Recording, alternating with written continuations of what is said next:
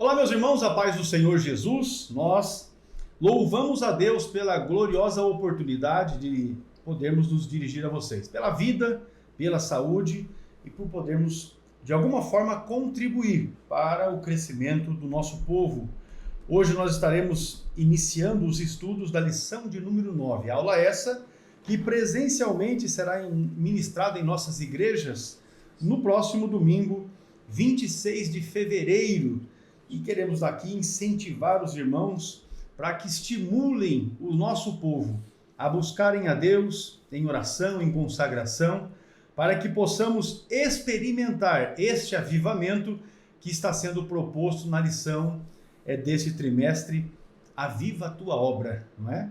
Uma bênção. Aqui nos estúdios do CETADB, juntamente comigo está o pastor Adovilson Alves de Andrade e também o Jonatas Emanuel. Pastor Adovilson, já com a oportunidade para a sua saudação. Muito bem, a paz de nosso Senhor e Salvador Jesus Cristo, pastor Hércules, ao nosso irmão Jonathan e a todos os nossos irmãos, né, que já estão acompanhando esta aula pela internet, e aqueles que posteriormente estarão acessando. Que Deus os abençoe grandemente em Cristo Jesus. Muito bem, desde já dizer para você que se você entende que para você é muito proveitoso esse trabalho, pedir que nos ajude compartilhando, não é, com os seus contatos, com os irmãos aí na sua igreja, para que outros também possam ter esta oportunidade, assim como você está tendo. Vamos lá então, lição de número 9, o texto áudio da lição, deixa eu só consertar, né? A lição de número 9, o tema é o avivamento pentecostal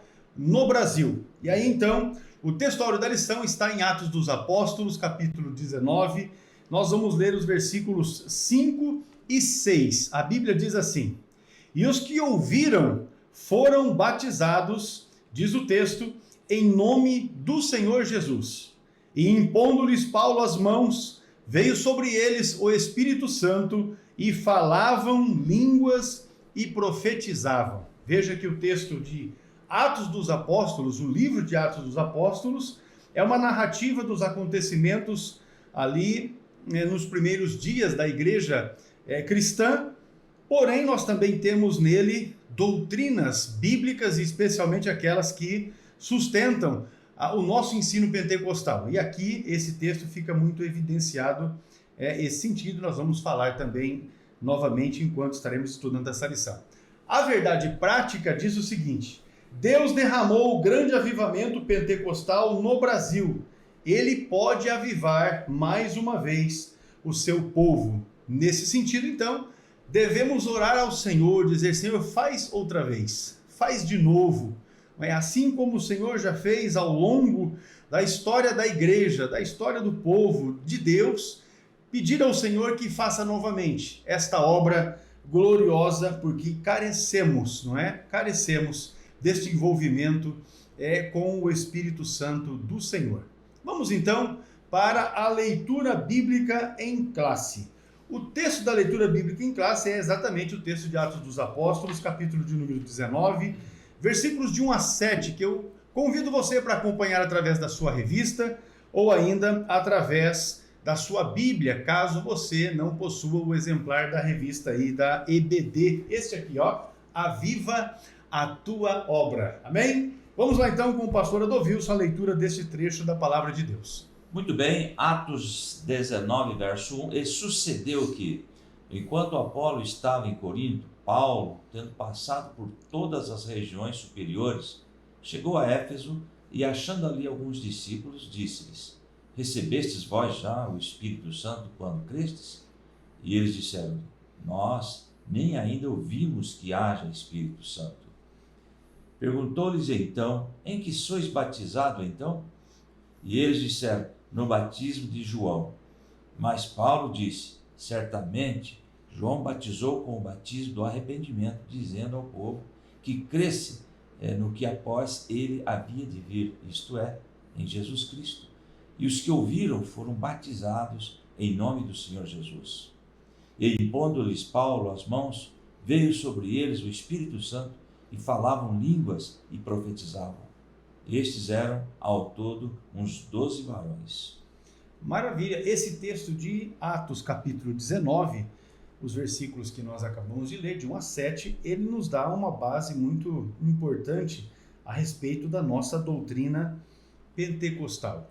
A necessidade de haver a evidência de falar em línguas, conforme nós estudamos, né, na lição passada, como uma marca, um sinal primeiro a respeito do batismo com o Espírito Santo. Como nós já vimos, então, é evidenciado na vida de alguém que o batismo com o Espírito Santo obrigatoriamente precisa ter esse sinal inicial, que é falar em línguas, porque este é um sinal que nós vimos na Bíblia, em Atos capítulo 2, também capítulo 10, também aqui neste texto, não é? No capítulo 19, também nós temos referências ao batismo com o Espírito Santo, de forma que está implícita e não direta, nos capítulos 8 e também no capítulo 9 de Atos dos Apóstolos. Então, nós vemos que esta doutrina com a evidência, o batismo com o Espírito Santo, com a evidência de falar em línguas, ela está bem explícita na Bíblia. Por isso é um entendimento nosso que esse é o sinal inicial. A temática da nossa lição de hoje, ela está objetivada em 3 aspectos fundamentais. Primeiro, mostrar que o movimento de Atos dos Apóstolos, ele veio a se repetir também no Brasil. No segundo aspecto, é pontuar o nascimento deste novo movimento, que é o movimento pentecostal aqui no Brasil. E o terceiro ponto, nós vamos trabalhar no sentido de explicar a expansão deste avivamento pentecostal. A palavra-chave, Pentecostes, é exatamente a palavra-chave desta lição, que é aquela que vai nos direcionar por este movimento maravilhoso que o Espírito Santo realizou em nosso país. Pastor Adolvilson, para darmos aqui início à nossa aula, fazendo uma introdução. Pastor Hércules, é sempre bom que o professor defina palavras, né? Principalmente a palavra-chave desta lição é Pentecostes, né? É uma palavra grega que significa 50º, ou seja, 50. Era uma das principais festas, né? Que é comemorada pelo povo de Deus, que eles iam a Jerusalém para comemorar a festa de Pentecostes. Agora, a origem dessa festa é baseada em uma antiga tradição hebraica chamada Shavuot, que significa semanas, ou festa também das semanas, festa de Pentecostes. Deve-se entender isto e passar para os alunos para que ele fique ciente. Era uma celebração de agradecimento a Deus pela colheita realizada pelos judeus 50 dias após a Páscoa. Comemorava-se então o Pentecostes. Então é bom sempre que o professor defina a palavra-chave de cada lição. Muito bem, na introdução, a chegada do movimento pentecostal ao Brasil mudou a realidade espiritual, não é, deste país de forma inquestionável e irreversível em termos de liturgia, proclamação do Evangelho, manifestação do poder de Deus como sinais, prodígios e maravilhas vindos dos Estados Unidos. Os missionários aí, Daniel Berg e Gunnar Wingre, chegaram em terras brasileiras em 1910. E por instrumentalidade, né, desses servos, Deus iniciou o maior avivamento espiritual em terras brasileiras. O avivamento pentecostal no Brasil é o que estudaremos nesta lição. É interessante, pastor, que Deus, por intermédio do Espírito Santo, veio trazer vida à igreja, né? Veio revesti-la de poder, visando o seu crescimento. Eu fico imaginando como estava estagnada a igreja nessa época, né? Antes da chegada desses homens de Deus aí, Daniel Berg e Gunnar Wingre ao Brasil. A gente observa que, se você estudar o movimento cristão, especialmente protestante, no Brasil, exatamente as igrejas que vieram após este movimento pentecostal, que no Brasil iniciou-se por intermédio dos 2 missionários suecos, são exatamente os movimentos que cresceram, são as igrejas que se desenvolveram, que cresceram e que atingiram a maior parte da população, exatamente porque dão mais liberdade para uma ação direta do Espírito Santo, né? Reconhecendo inclusive o ministério de leigos, que uma vez cheio do Espírito Santo impulsionaram o crescimento das igrejas e se intensificou, né? A evangelização das pessoas, realizando cultos em praça pública, nas ruas. Eu ainda, esta semana passada, nós estivemos atendendo uma necessidade, um compromisso, e porque estava em um local no Brasil, me solicitaram para que estivesse indo pregar em um culto na rua, na via pública, né? E aí eu revivi mais uma vez esta experiência, não é?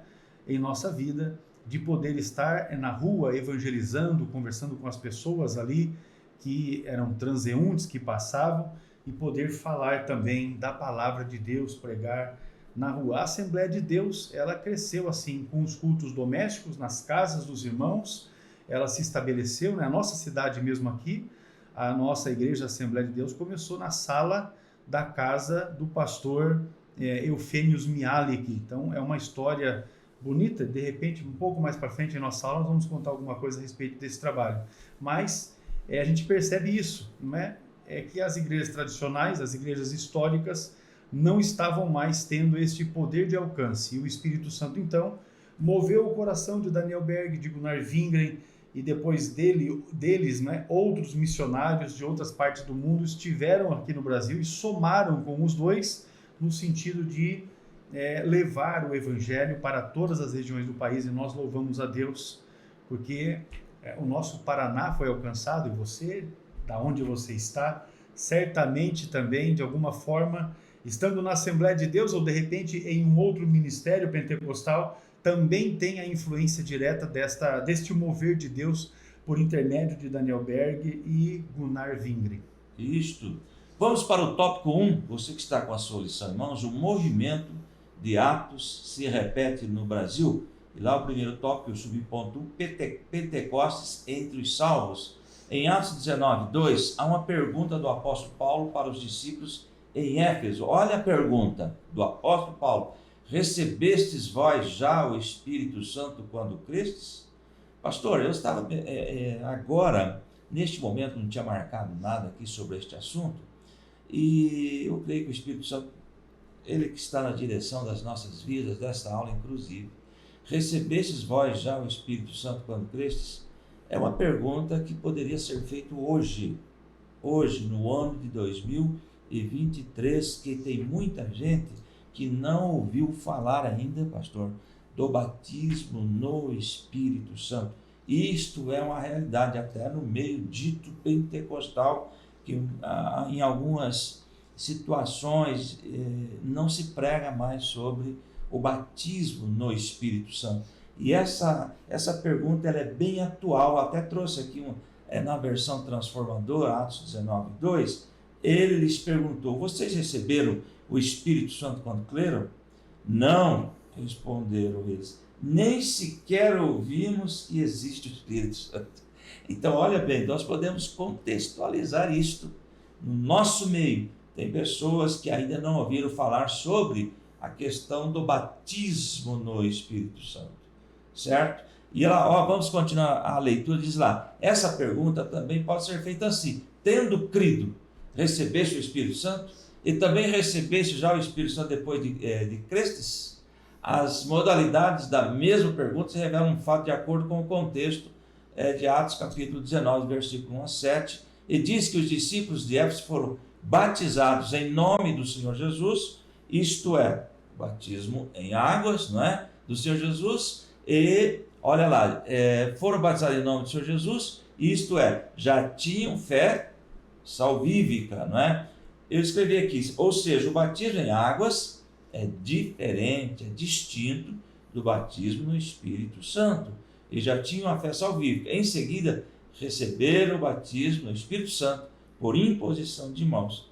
Isso deve ser muito bem explicado. O batismo em águas é diferente, é distinto do batismo no Espírito Santo. Muito bem, Atos capítulos, a partir do capítulo 19, Lucas está narrando já a terceira viagem missionária do apóstolo Paulo, que anteriormente havia fundado a igreja em Éfeso. E agora ele chega, né, uma vez que Apolo, que também ficou um tempo em Éfeso pregando, agora estava na região de Corinto. Então Paulo chega para a igreja para uma visita, e aí, na verdade, era o início, né, da sua viagem, porque depois de Éfeso ele vai para a Macedônia, para a região ali onde hoje é a Europa, e aí depois ele volta ainda mais uma vez para Éfeso e dali retorna para Jerusalém. O fato é, meus irmãos, que ele chega e encontra as pessoas instruídas com relação ao batismo de João, que é uma experiência primária, né, primeira, que é o batismo em águas, porém ele está interessado em que as pessoas também agora sejam cheias do Espírito Santo. Se nós então colocarmos isso no contexto da proposta da lição, que é aquilo que aconteceu em Atos dos Apóstolos, ela acontece novamente no Brasil, é a mesma situação. Os missionários Gunnar Wingren e Daniel Berg vieram, não é? Apesar de serem suecos, já estavam morando em território americano, nos Estados Unidos, e eles então vêm, depois de serem cheios do Espírito Santo, também naquele movimento que nós estudamos na aula passada, promovido ali por William Seymour, não é? Na Azusa, e ele então eles vêm para o Brasil e encontram, não é? Nós não vamos mencionar aqui a igreja de onde eram, porque não é o caso. Eles estavam ali vinculados a um grupo histórico evangélico, porém a mensagem deles não foi recebida. O interesse de Deus era que eles também trouxessem a mensagem pentecostal, e é exatamente nesta nuance que a gente percebe que o mesmo movimento que Deus promoveu em Atos, especialmente na igreja em Éfeso, agora ele se repetiria também no Brasil, e é nesse sentido que nós vamos trabalhar aqui este primeiro ponto da nossa lição. Isso, tópico 1 aí do subponto 2, nesse tópico vai ter o resumo aí dessa questão da experiência de salvação e batismo no Espírito Santo. Eu trouxe aqui uma referência, onde diz lá, eu batizo com água, João Batista, não é? Dizendo, mas vem aquele que batizará com o Espírito Santo e com fogo, João capítulo 1 e verso 33. Então veja bem essa distinção. E eu trouxe também, pastor, para corroborar, Atos 2:38, arrependei-vos e cada um de vós seja batizado em nome do Senhor Jesus Cristo, batismo em águas, para a remissão dos pecados, e recebereis o dom do Espírito Santo. Fato, realidade, né? E este recebimento teve evidência física de línguas e profecias lá em Atos capítulo 19, versículo 6. Muito bem, então nós vamos separar aqui duas questões. A primeira é o batismo em águas, Sim. Que é aquilo necessário para a salvação, que é o cumprimento, inclusive, de Marcos capítulo de número 16, ali, o texto a partir do versículo 15 do Ide, né? Ide por todo mundo, pregar o evangelho a toda criatura, quem crer e for batizado será salvo. Batismo em águas tem realidades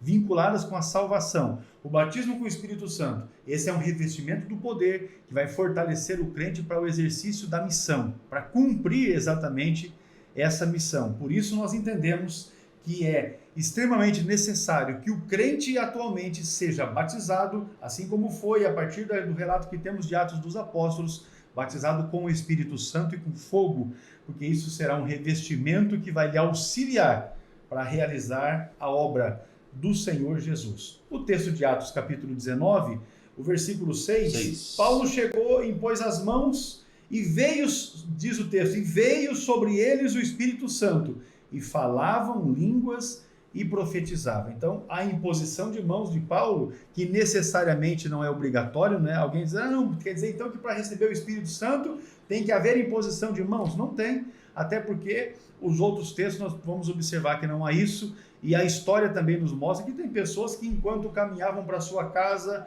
indo para o culto, ou retornando de um culto, ou mesmo lá no culto, sem a imposição de mãos, o Espírito Santo veio sobre o povo. Atos capítulo 2, que é a experiência inaugural, ninguém pôs as mãos sobre ninguém. De repente ouviu-se um som como de um vento e o Espírito Santo estava ali na vida dos crentes. Então a imposição de mãos não é estritamente necessário, ou não é somente pela imposição, mas o fato que é importante aqui é que o Espírito Santo de Deus foi derramado sobre a vida daquele povo, que, conforme diz o texto, a congregação ali compunha de uns 12 varões, 12 homens, né, que estavam ali e que receberam o Espírito Santo. Muito bem, o tópico 1, no finalzinho aí do subponto 2, está escrito assim, Foi o que aconteceu com os discípulos em Éfeso, línguas como confirmação desse dom. Agora, eu quero fazer aqui, pastor, uma colocação, que existe um segmento carismático aí, que eles ensinam, aula, né? Exato, como falar em línguas estranhas. Isso não tem respaldo bíblico. Falar em línguas não pode ser ensinado, é uma experiência sobrenatural entre a pessoa e Deus. Não tem como aprender, olha, enrola a língua e fala isso, não tem.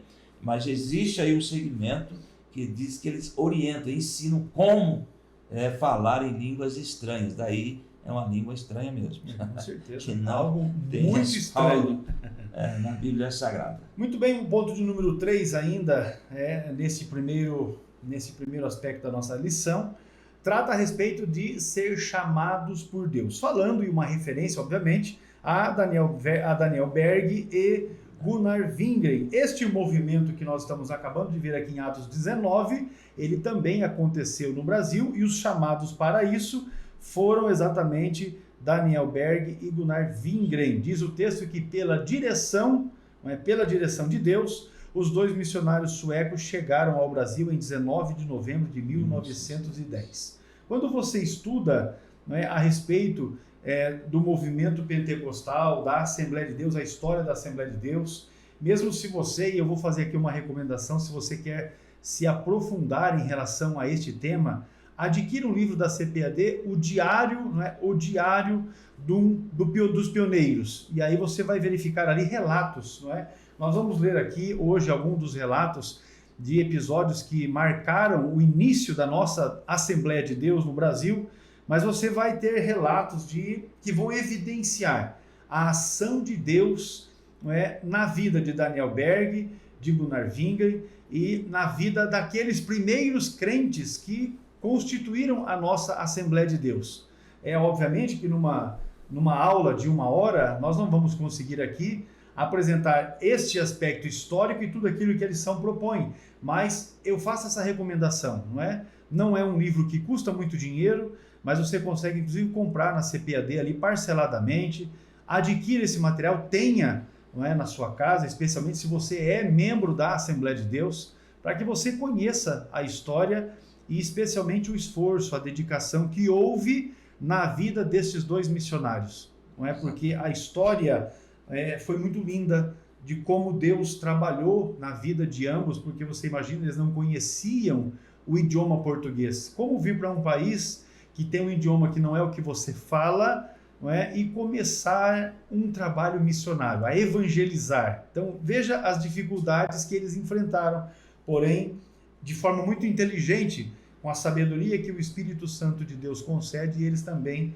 ultrapassaram essa barreira. Então, no início do século XX, predominava no Brasil a existência das igrejas históricas ou tradicionais. E aí nós podemos referir a Igreja Batista, a Igreja Presbiteriana, a Igreja Metodista, alguns movimentos ligados à Igreja Anglicana, enfim, essas igrejas históricas elas já estavam presentes no país, porém com a ação mais restrita. E aí o Espírito Santo promoveu esse derramamento do Espírito Santo justamente para isso. Consequentemente, nós vemos o texto, havia muitos cristãos que experimentaram a salvação em Cristo, porém não haviam experimentado o batismo, que é o que nós vimos agora. Duas experiências distintas, a salvação, o batismo em águas, e aí esse impulsionamento do Espírito para realizar a obra da evangelização, a obra missionária, e esse através do batismo com o Espírito Santo. O povo que aqui estava não conhecia isso, e de fato, quando a doutrina pentecostal anunciada por ambos os missionários começou a ser divulgada no meio tradicional, aí as coisas ficaram um pouco mais difíceis. Muito bem, então chegamos à conclusão que já existiam igrejas aqui, tradicionais. Salvação, as pessoas recebiam a salvação por Cristo, mas não tinham esta experiência sobrenatural, de ser batizado no Espírito Santo, que chegou ao Brasil justamente pelos dois missionários, Daniel Berg e Gunnar Wingren, e foi um movimento, usou dois, e se espalhou por todo o Brasil. Isso é o Deus que trabalha, Deus usou Daniel Berg e Gunnar Wingren para mostrar a esses cristãos esses que já estavam no Brasil, né, que já eram crentes nessas igrejas tradicionais, que eles não podiam mais ignorar a pessoa bendita do Espírito Santo. As experiências gloriosas que nós vemos narrado no livro de Atos dos Apóstolos passaram a se repetir em terras brasileiras. Era possível ser um cristão com mais fervor. Era essa a tônica do movimento, ou é essa a tônica, não era, né? Esta é a tônica, na verdade, o ponto marcante do movimento pentecostal. Nós temos condições de sermos crentes, porém com um fervor espiritual, e é exatamente esse fervor que nós queremos. Eu penso que nós estamos estudando, né? Esta já é a lição de número 9, nós vamos ter aí praticamente mais um mês só estudando, o mês de março, estudando as lições da Escola Bíblica Dominical neste tema. Porém, eu gostaria de, ao encerrar este ponto da nossa lição, trazer cada um dos irmãos para uma reflexão. Você tem experimentado esse avivamento na sua vida? A sua família tem experimentado esse avivamento? A igreja onde você reúne-se, onde você serve a Deus, os irmãos têm experimentado este movimento? A sua cidade tem experimentado este movimento pentecostal? Porque se não estamos experimentando, algo está errado em nós, não é no Senhor, não é em Deus, porque Ele está interessado a nos enchermos. Porém, para que isso ocorra, nós precisamos buscar. Então, a nossa palavra aqui aos irmãos é que cada um de nós devemos ser um agente motivador, não é? Para impulsionar os nossos irmãos, provermos meios para que os irmãos busquem a Deus, confessem os seus pecados, tenham um envolvimento com a palavra de Deus, com a leitura da Bíblia, com o estudo da palavra de Deus, e assim experimentem em suas próprias vidas a ação do Espírito Santo por meio da renovação para aqueles que outrora foram cheios do Espírito Santo. E aqueles que estão cheios, que sejam renovados cada dia e se mantenham cheios da presença gloriosa do nosso Deus. Encerrando, meu pastor, o tópico primeiro. Fechando o tópico 1, o resumo. No Brasil houve um chamado de Deus para que um povo vivesse na plenitude do Espírito Santo. A experiência de Atos capítulo 2 iria se repetir novamente através de Daniel Berg e Gunnar Wingre. Tá? Maravilha, meus irmãos. Vamos para o intervalo. Vamos fazer um intervalo agora e nós já vamos retornar, chamando a sua atenção para o tópico de número 2 da nossa lição. Até daqui a pouquinho.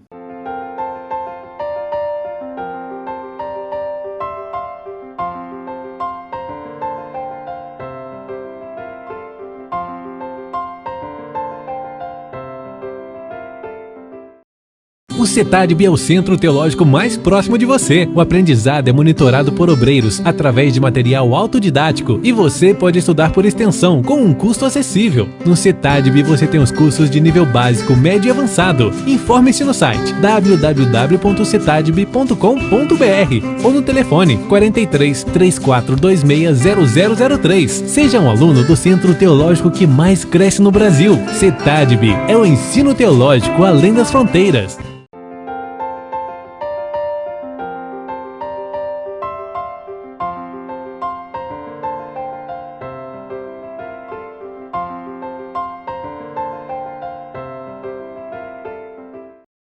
Muito bem, pastor Wilson, retomando aqui a nossa aula de hoje, o tópico de número 2, o nascimento de um novo movimento. Vamos lá?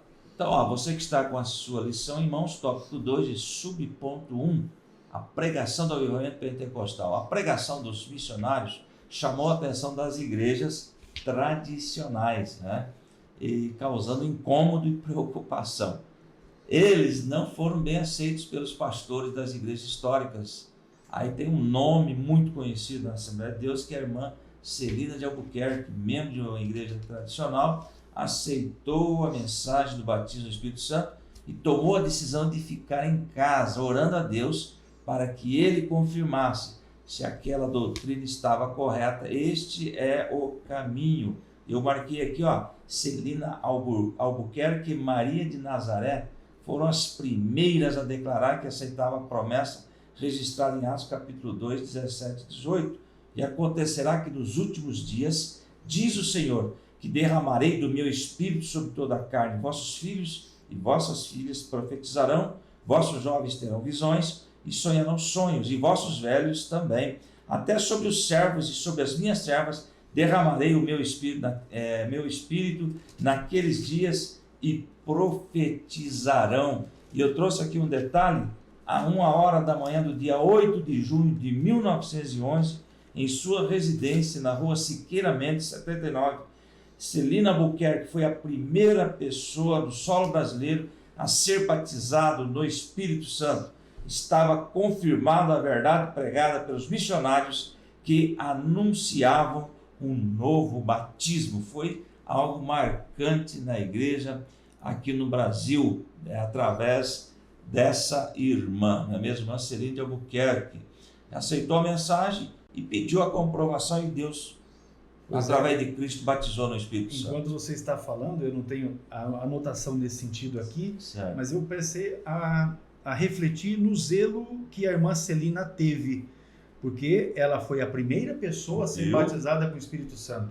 Então eu imagino as dificuldades que enfrentaram, não é? Assim como Parham, assim como William Seymour nos Estados Unidos, quando o movimento pentecostal começou-se lá naquele país, também sofreram muita resistência.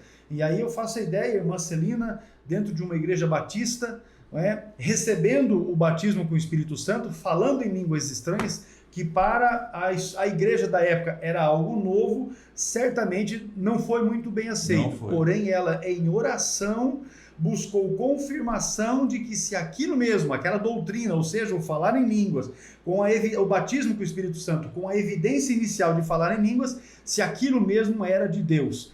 Uma vez que ela teve esta confirmação, da parte do Senhor, outros se juntaram a elas. E é exatamente a proposta que nós temos aí, em nossa lição. Você vai observar que na reunião que eles fizeram inicialmente, 9 irmãos se levantaram e foram convidados a deixar a igreja. Por quê? Estes 9 irmãos também estavam cheios do Espírito Santo. Então começou pela irmã Celina, e aí logo já eram outros irmãos que estavam também envolvidos pelo Espírito Santo. E assim se iniciou a história de uma perseguição que marcaria o movimento pentecostal no Brasil. E aí, exatamente o ponto número 2, o crescimento e a perseguição. Porque o crescimento e a perseguição, eles também andam juntos. Na história, a gente vai observar isso. Os lugares onde a igreja mais cresceu foi exatamente onde a perseguição também ela aconteceu.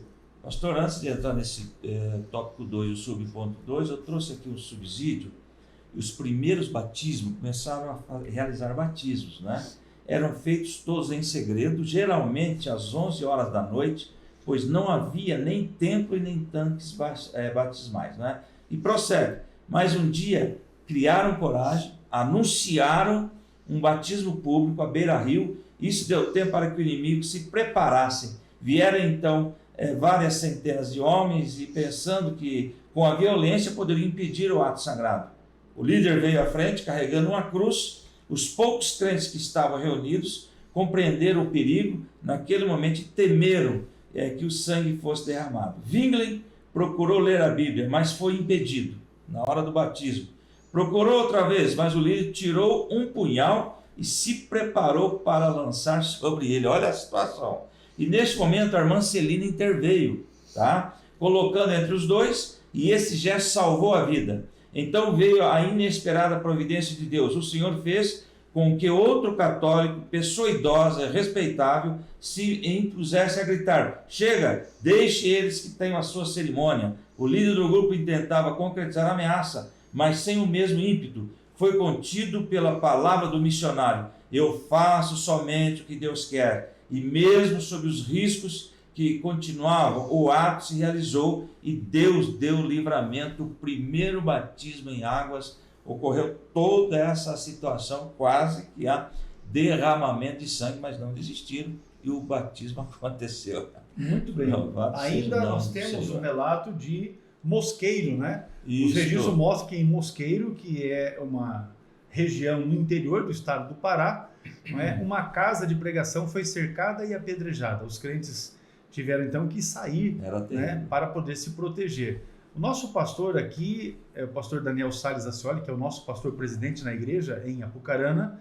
ele também relata muitos fatos dessa natureza, não é, de quando ele ainda era criança, juntamente com o Francisco, que era seu pai, não é, de igrejas que eram apedrejadas enquanto os crentes estavam ali servindo a Deus, igrejas que foram colocado fogo com o povo ainda dentro do culto. Então você vai observar que isso também é fruto da ignorância, mas era uma forma de perseguição na tentativa de fazer com que o movimento pentecostal não se expandisse. E eu não vou mencionar o nome da cidade, porque isso é algo mais recente, né? Em uma cidade, o padre anunciava na missa que as pessoas da cidade, que eram católicos, que sequer dessem emprego para os crentes, porque ele julgava que os crentes eram uma praga e que se desse emprego para os crentes, então os crentes se multiplicariam ali na cidade, e na tentativa de fazer com que a igreja não crescesse, ele tinha esse pensamento, divulgava esse pensamento entre as pessoas que estavam ali na missa. Então você observa as formas de perseguição. E eu quero dizer para você que as formas mais modernas de perseguição, elas estão aí. Não é? Ela se evidencia por meio de legislação. Não é? Eu também não vou mencionar o nome da cidade, mas é um caso que eu conheço. A cidade, para que você consiga o alvará para poder instalar uma igreja, você precisa ter estacionamento para colocar os carros dos membros da igreja. E aí, como hoje nas áreas, vamos colocar assim, nos anéis centrais das cidades, você não consegue mais terrenos disponíveis, então com isso você não consegue mais instalar igrejas na área urbana de municípios. Então esse é um caso que eu sei, não é, que acontece. Então você veja assim, como as pessoas começam a dificultar. E agora, numa lei de questão ambiental, introduziram ali um artigozinho, bem assim, de forma bem sutil, para controlar a emissão de som. É a lei ambiental. E segundo a questão da manutenção da ordem do meio ambiente, então tem lá uma regulação que limita a quantidade de som. Obviamente que a gente sabe também que tem muito crente que exagera, né? A gente sabe disso aí, tem muito pastor, muita igreja que exagera no som, na emissão de ruídos, mas também é uma forma assim bem sutilzinha de barrar, fazer com que o som seja diminuído e tal. Existem outras leis em tramitação que não é uma perseguição direta, mas existem leis, por exemplo, para proibir de que as igrejas possam realizar culto fora da sua área ali, ou seja, fora da igreja, do templo, né, das paredes. Então, veja como as coisas vão acontecendo. São formas de perseguição, tentando fazer com que a igreja seja barrada. Porém, eu entendo assim, a igreja segue caminhando, sem olhar atrás. E avança e cresce para a glória do nome do nosso Senhor e Salvador Jesus Cristo. Histórias como essas, né, que nós mencionamos aqui, elas são abundantes, elas são recorrentes no desdobramento e na expansão do movimento pentecostal no Brasil. Entretanto, o Senhor deu muitos livramentos ao seu povo. O texto do Salmo 34, versículo 7, é aquele texto muito conhecido de todos, que diz que o anjo do Senhor acampa-se ao redor daqueles que o temem e os livra. Glória a Deus pela sua palavra e pela ação do seu glorioso Espírito Santo em nossas vidas, que nos motiva, que nos impulsiona a realizarmos mais no Senhor e também para o Senhor. Pastor, o tópico 2, o subponto 3, vai falar dos milagres que ocorriam, né? Tem lá o diário que o senhor comentou do pioneiro Gunnar Zwingli. Acho que a gente podia ler algumas dessas experiências, porque se você não tem a sua revista, você não vai ter acesso a essa informação. Mas adquira o livro, né? O Diário de um Pioneiro, da editora CPAD, pesquisa na internet, aí no seu celular, no site da CPAD você vai conseguir adquirir esse material. Enquanto o pastor Adovilson vai fazer o comentário aqui depois, eu vou fazer uma pesquisa aqui, eu passo para ti o valor desse material a considerar hoje, né, fevereiro de 2023. Olha só um relato que está aqui, ó. Uma irmã foi curada de uma enfermidade incurável no lábio. Um exemplo que está ali no Diário do Pioneiro. Um homem paralítico que estava moribundo e não podia mais falar foi curado e veio depois para os nossos cultos. É outro relato que está ali no diário. Uma criança que estava moribunda com febre foi curada. Um homem de idade que sofreu com hérnia por 9 anos foi curado. Um outro homem que havia estado enfermo muitos meses com febre e tinha todo o seu corpo inchado, foi tanto curado como foi batizado com o Espírito Santo e também recebeu o dom de profecia. Um homem que viu o seu filho morrer, tomou-o imediatamente nos braços e começou a invocar o nome do Senhor, e imediatamente a criança voltou à vida. A esposa, quando viu o que aconteceu, se entregou para o Senhor. São alguns relatos que foi destacado aqui pelo pastor Elinaldo Renovato, o autor da nossa lição, não é? Dentre tantos que estão nesse livro, o diário de um pioneiro, e eu vou sugerir mais uma vez que você adquira.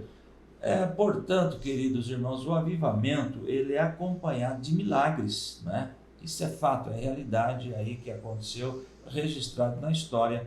E esse milagre, com o avivamento acompanhado de milagres, cumpre-se a palavra de Marcos capítulo 16 e verso 20. Então os discípulos saíram e pregaram por toda a parte, e o Senhor cooperava com eles, confirmando-lhes, olha aí, a palavra com os sinais que acompanhavam. Pregavam e haviam cura, pregavam e havia batismo do Espírito Santo, pregavam e havia também salvação de almas. Então este é o avivamento que veio para o Brasil através dos 2 missionários, Daniel Berg e Gunnar Winkler, e nós hoje estamos também experimentando tudo isto conforme orientação bíblica. Louvado seja o nome do Senhor. Vamos mais adiante.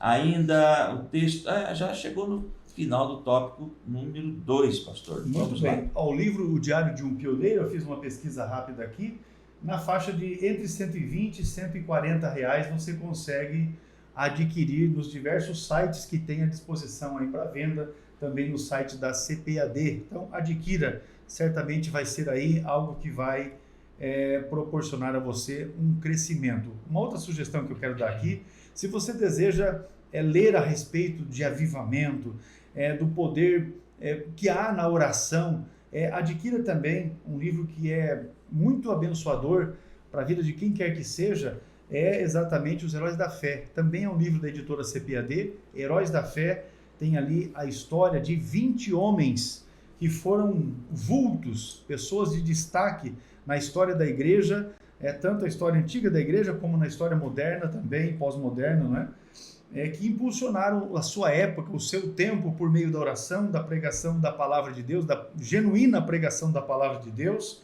e que impulsionaram não só as pessoas da sua cidade, do seu país, como também tiveram ação em todo o mundo, para que outros pudessem experimentar também esse avivamento de uma forma mais plena.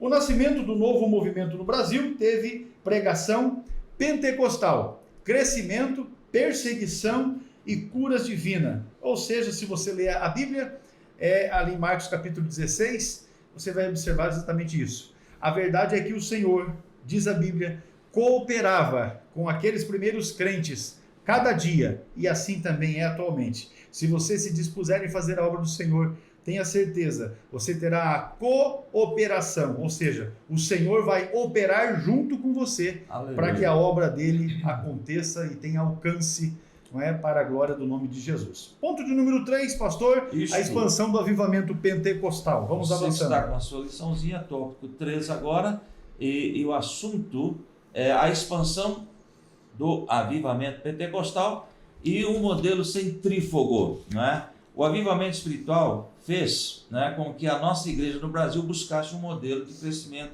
centrífugo, ou seja, descentralizar, não é? Sair do centro, né? Isso significa, né, centrífugo, ou seja, de dentro para fora. Começaram o culto nas casas, num pequeno salão, num bairro, numa cidade.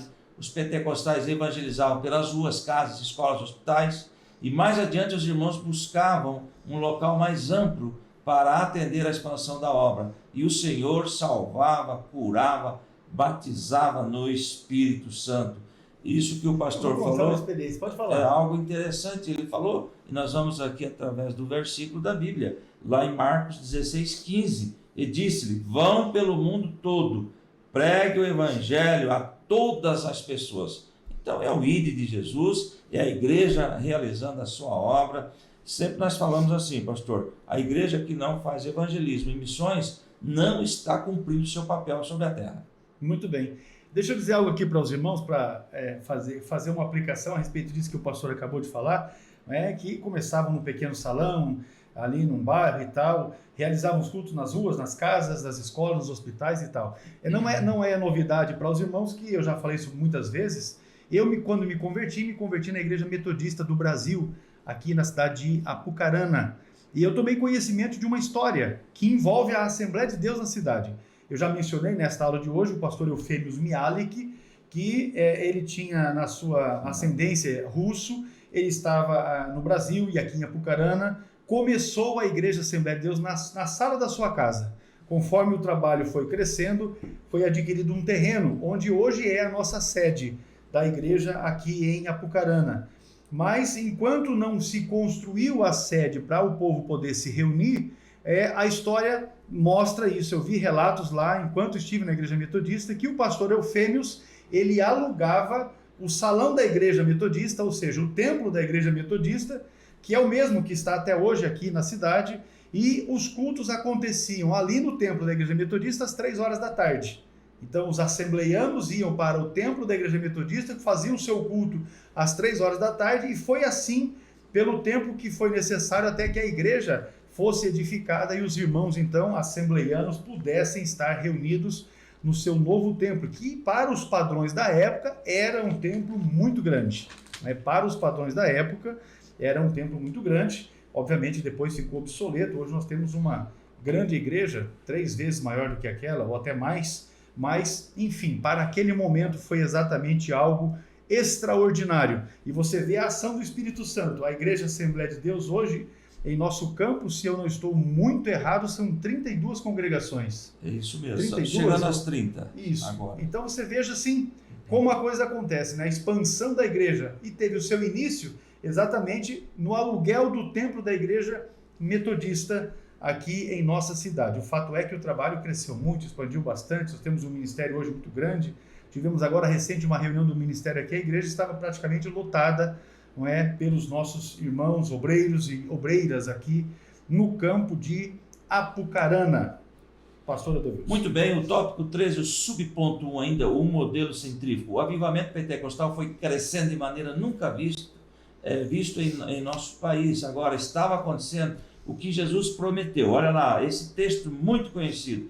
Mas recebereis a virtude do Espírito Santo, ou seja, virtude é poder que viria sobre a pessoa, sobre os irmãos, sobre a congregação, que há de vir sobre vós, e ser-me-eis testemunhas, tanto em Jerusalém como em toda a Judéia e Samaria e até os confins da terra. Olha que coisa interessante, pastor. Testemunhados 4:19 diz assim: e Pedro e João responderam: julgue os senhores mesmo, se é justo aos olhos de Deus obedecer aos senhores e não a Deus. Olha o 20: pois não podemos deixar de falar o que vimos e ouvimos. Isso é testemunha, né? Recebereis poder vindo sobre vós o Espírito Santo, né? E ser-me-eis testemunha, tanto em Jerusalém.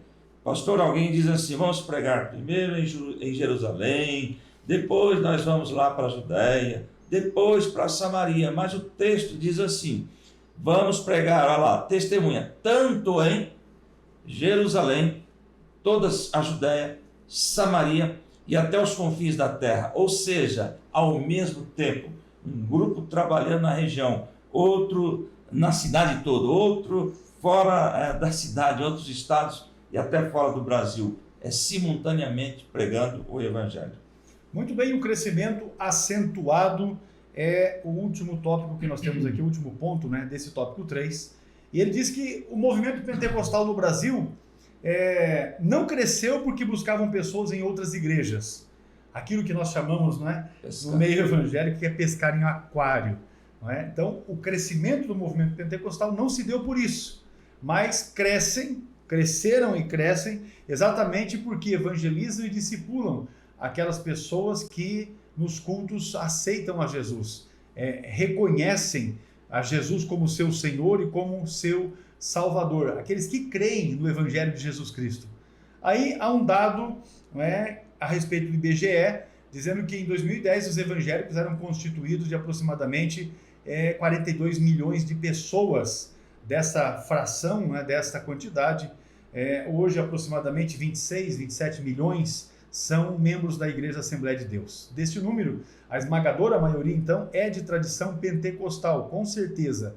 E certamente a próxima pesquisa, que está para ser divulgada agora, porque o IBGE está ainda acontecendo, né, o levantamento do IBGE, certamente confirmará essa tendência de alta, de expansão, de crescimento do número de evangélicos no Brasil, e especialmente de pentecostais. Tudo isso é fruto deste poderoso movimento pentecostal que Deus enviou para a nossa nação no início do século passado e que continua promovendo em nossos meios. Nós temos hoje certamente toda a condição de dizermos que no Brasil o avivamento está em curso. Ele não está acontecendo um avivamento nacional com notoriedade, mas existem pessoas experimentando o avivamento de Deus. Nós temos igrejas que estão experimentando esse avivamento, não é? Porém, nós não estamos observando algo assim que impulsione uma nação inteira, não é? Não há isso. Mas nós temos toda a condição de afirmarmos, sem medo de errarmos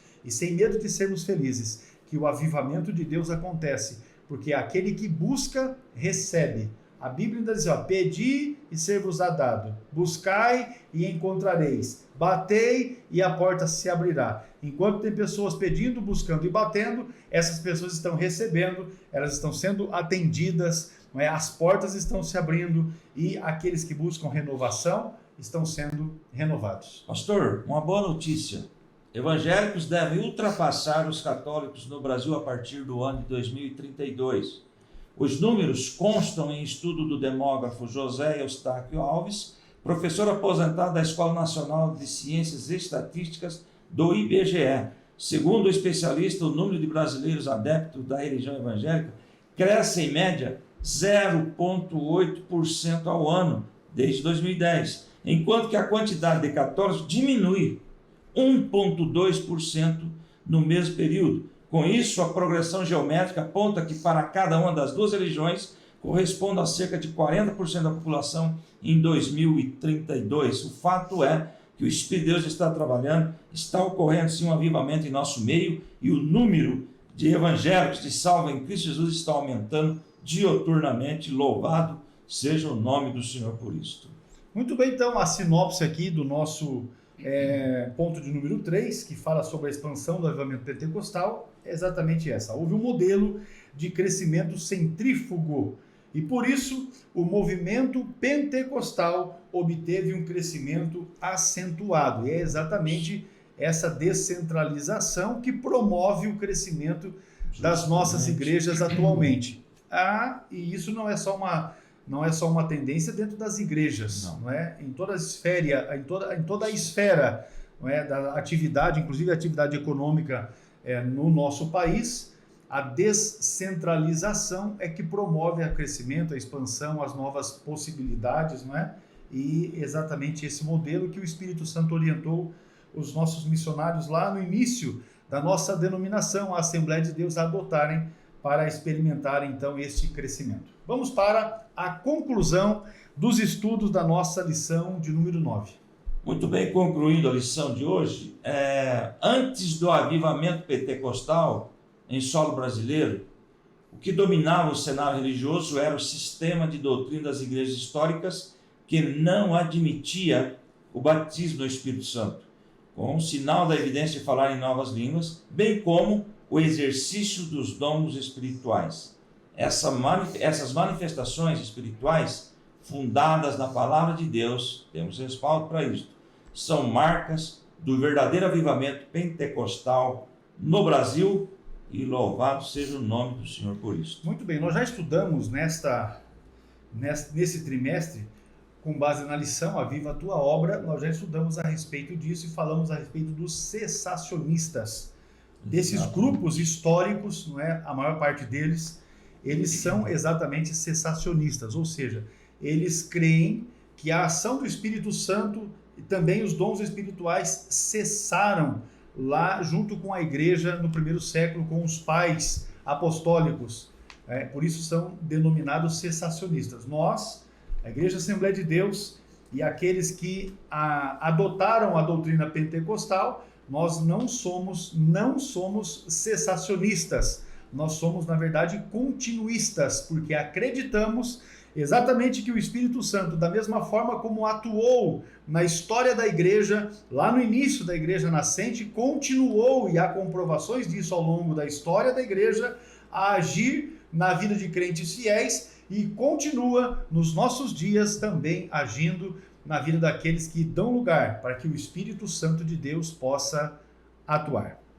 Pois bem, queremos aqui, ao encerrarmos o estudo da nossa lição de número 9, que trata exatamente sobre o avivamento pentecostal no Brasil, agradecer a sua assistência, audiência em nossa programação, pedir a você que compartilhe, que divulgue este nosso canal, CETADB, aqui no YouTube, também curta a nossa página no Facebook, EBD Apucarana, porque também ali fazemos as divulgações dos trabalhos que realizamos em torno da nossa Escola Bíblica Dominical aqui na cidade. Os eventos da última Escola Bíblica Dominical já estão ultrapassando 20 mil curtidas, e você pode também acompanhar todo este trabalho que realizamos com a nossa Escola Bíblica Dominical aqui em Apucarana, sob a presidência do pastor Daniel Salles Acioli. As considerações finais, pastor Adolvilson, sua saudação. Glória a Deus, é um privilégio encerrarmos mais uma aula.